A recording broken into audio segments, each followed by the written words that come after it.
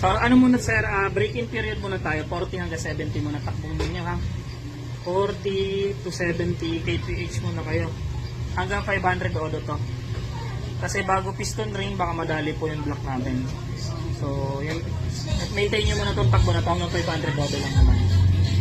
Tapos, pagka 500 odo, change oil po tayo. Para malinis lahat nung ginawa sa inyo. Kasi mga bago yung parts. Need po lahat yun mag-change oil tayo sa 500 odo muna.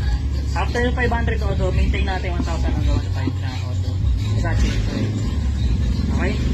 Tapos 500 odo din. Ito naman service warranty po sir. Pag may concern sa makina, cover natin hanggang 500 odo.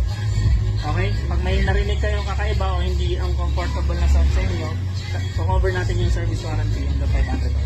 Okay? Yun yung maganda dito sa amin pag sa amin kayo nagpagawa. Kasi bukod sa parts na binayaran nyo tsaka service, may warranty ka na binibigyan. Okay?